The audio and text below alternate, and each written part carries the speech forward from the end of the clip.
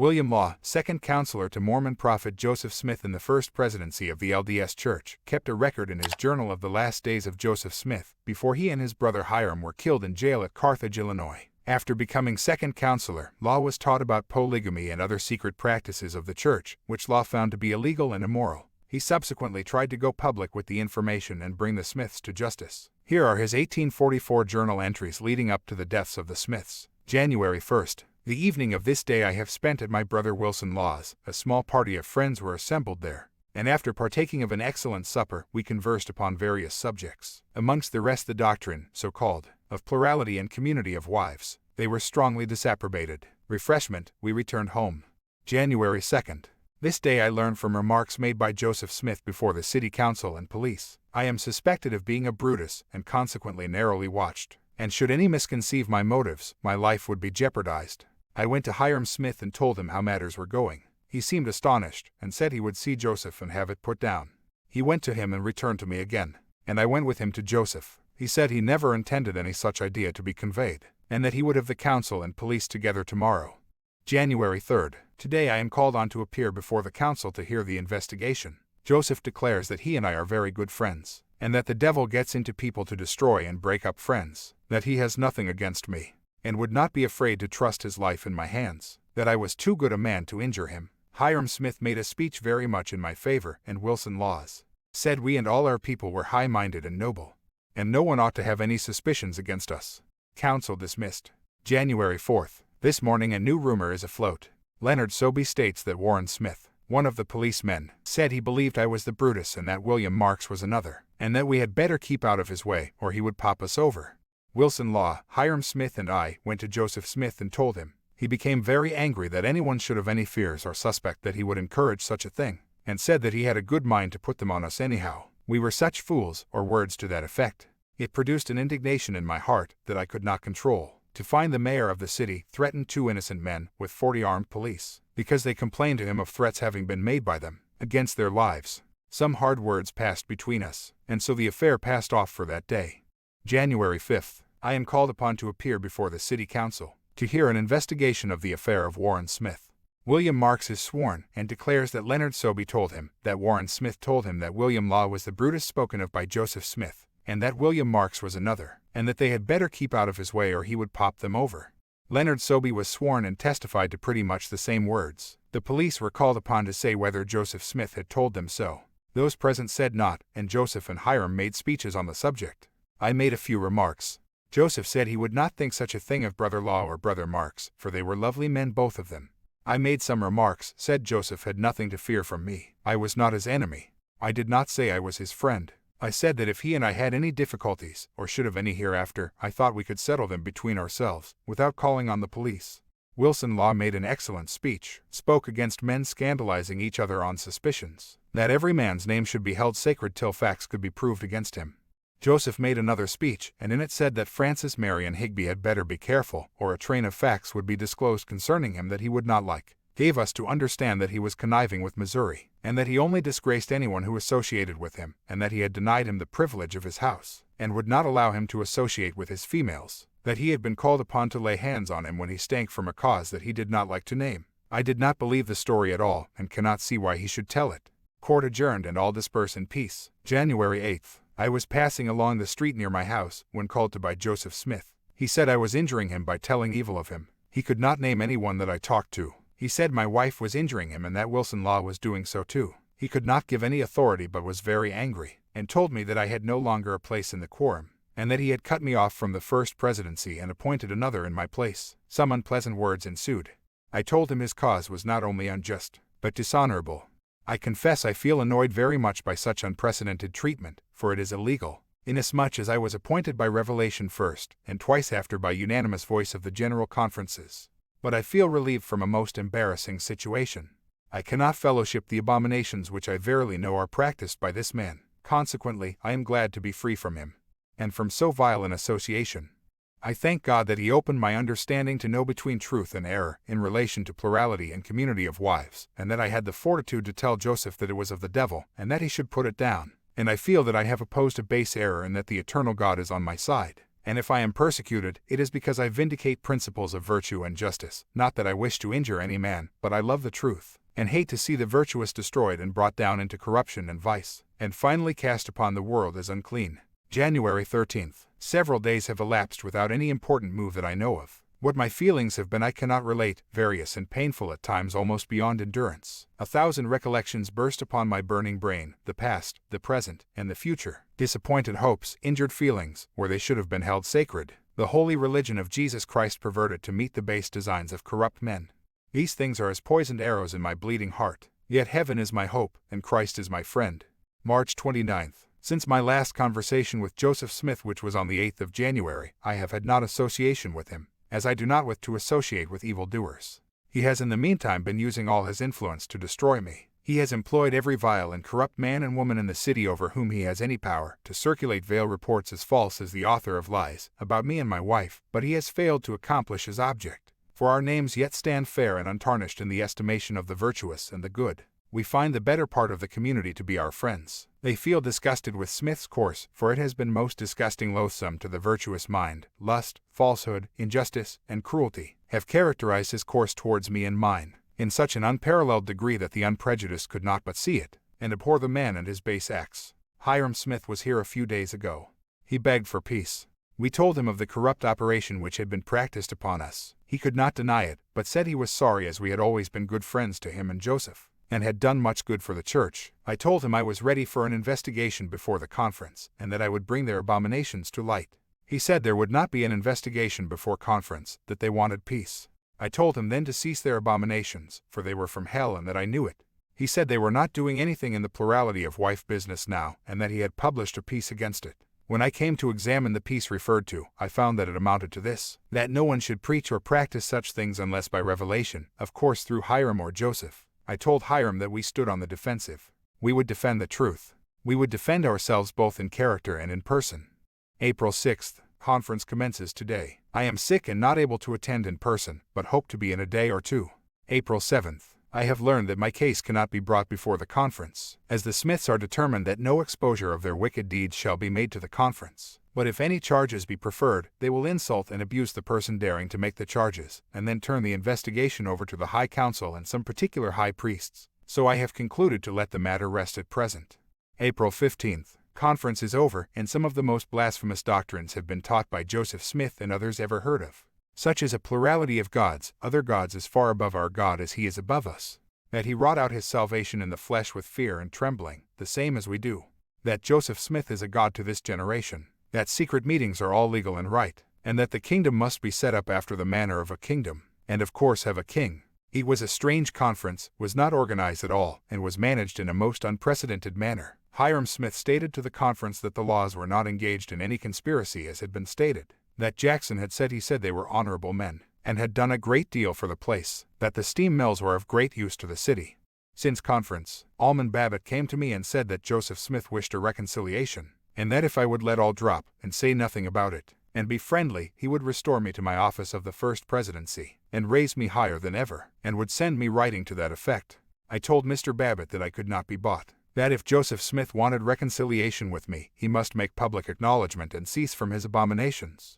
April 19th. This day I learned from William Marks telling my brother that the heads or presidents of all the quorums met together last night, and without having preferred any charges, or notifying to trial, cut off from the church, R.D. Foster, Wilson Law, myself and my wife. They said we were opposed to Joseph Smith, and that was enough. Some charges had been preferred against Foster, but they cut him off before the day of trial. The fact is, they are afraid to bring us to trial, knowing that they cannot prove anything against us, and they know we could prove them guilty of base and damning crimes. They fear that we might bring charges against them, and therefore they want to cut us off, lest we should expose their wicked acts. But we consider this cutting off as illegal, and therefore corrupt. Sidney Rigdon was not present. April 21st. I this day sent a written demand to President Marks demanding who, as follows, to let me know who our accuser was, what accused of, who the witnesses were, what they proved, and by whom we were tried. He said he had not presided, that Brigham Young had. This was illegal, as Brigham Young has no right to preside in this stake, only over his own quorum. April 22nd. Would this day called on Willard Richards to obtain transcript of the record of our trial. When to my surprise he said there was no record, only that we were cut off.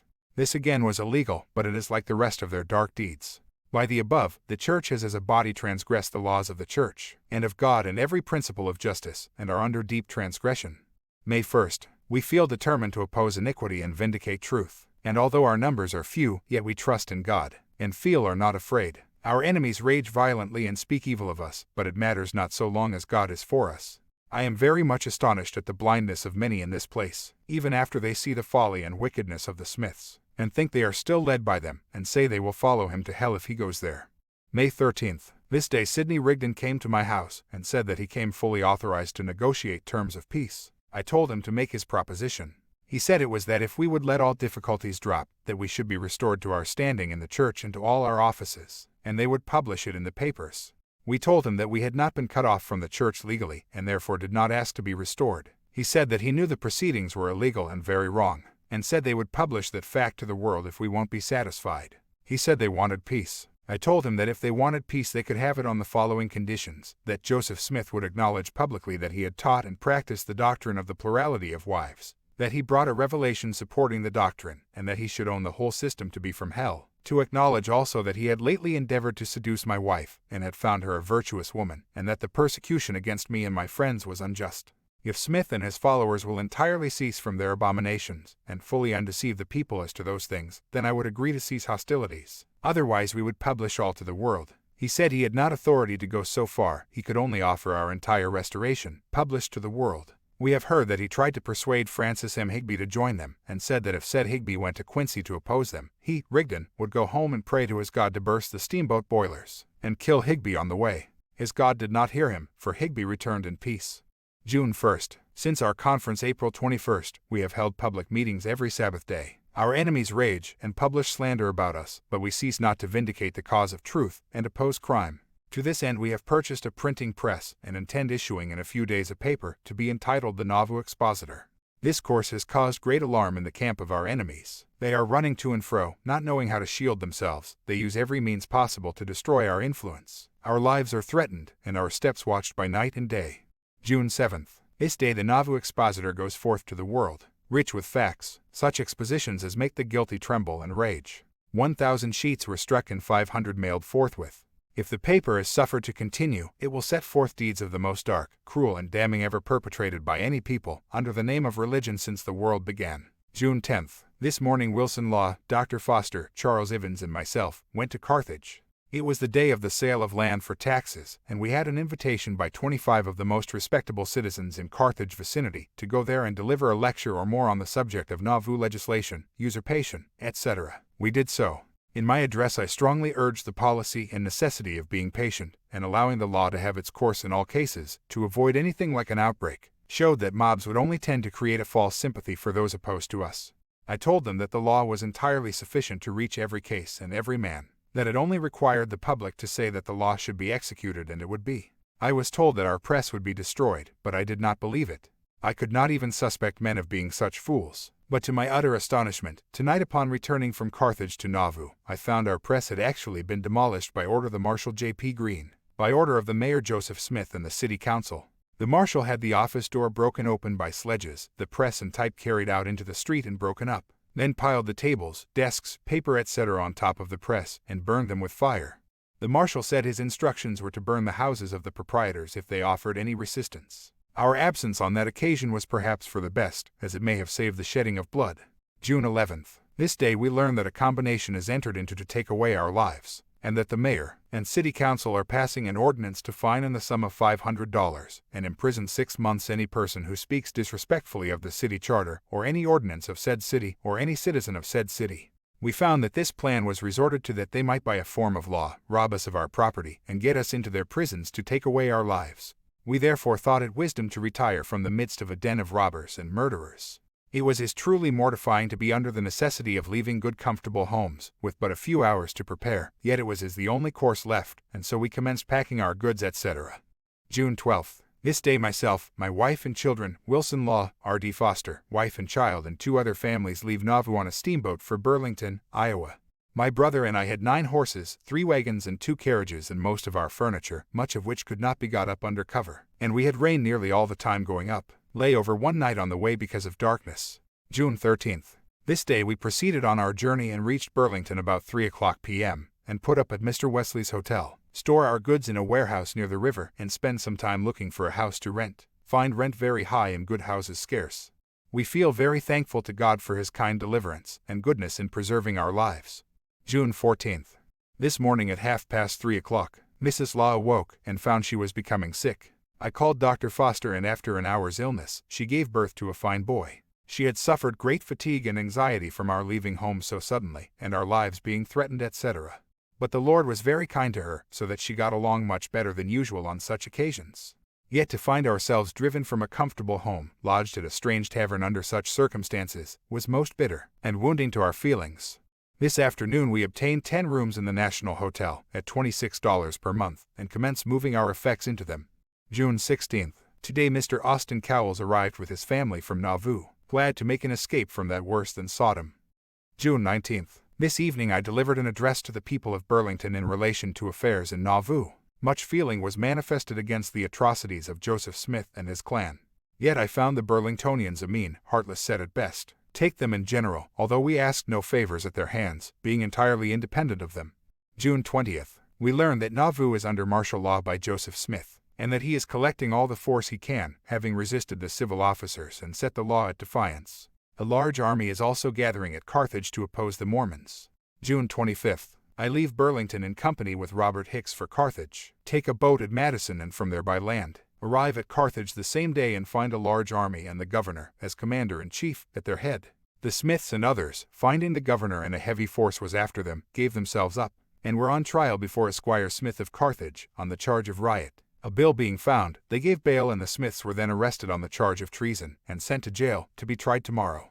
June 26th. The Smiths are brought to the courthouse for examination, but plead a continuance for 2 days, which being granted they are remanded to jail. June 27th. This morning 8 o'clock, Governor Ford disbands all of the troops but 2 companies, one to go as an escort with him to Nauvoo, and the other to guard the jail. Immediately after breakfast, Wilson Law, R.D. Foster, and myself leave Carthage for Burlington, and arrive at Apponeaux about noon, take dinner, and conclude to leave our horses there, and go to Burlington on a steamboat, as we would need our horses again on Sunday to carry us to Carthage to the trial, as we were called on as witnesses. About 2 o'clock we crossed over the river to Fort Madison, as we had some business there and the boats generally land at that place. We remained there all the afternoon and night, no boat having come up. In the morning by daylight we heard the news of the death of the Smiths. We could hardly believe it possible, and the manner of it was the most astonishing part of all. But it was true. The judgment of an offended God had fallen upon them. During the latter part of their lives they knew no mercy, and in their last moments they found none. Thus the wicked may prosper for a time, but the hour of retribution is sure to overtake them. We get our horses over the river and return home to Burlington by land this morning, being the 28th of June 1844. One of Joe Smith's weakest points was his jealousy of other men. He could not bear to hear other men spoken well of. If there was any praise it must be of him. All adoration and worship must be for him. He would destroy his best friend rather than see him become popular in the eyes of the church or the people at large. His vanity knew no bounds. He was unscrupulous. No man's life was safe if he was disposed to hate him. He set the laws of God and men at defiance. He was naturally base, brutish, and corrupt and cruel. He was one of the false prophets spoken of by Christ, who would come in sheep's clothing, but inwardly be a raveling wolf. His works proved it. One great aim seemed to be to demoralize the world, to give it over to Satan, his master. But God stopped him in his mad career and gave him to his destroyers. He claimed to be a god, whereas he was only a servant of the devil, and as such met his fate. His wife was about as corrupt as he was.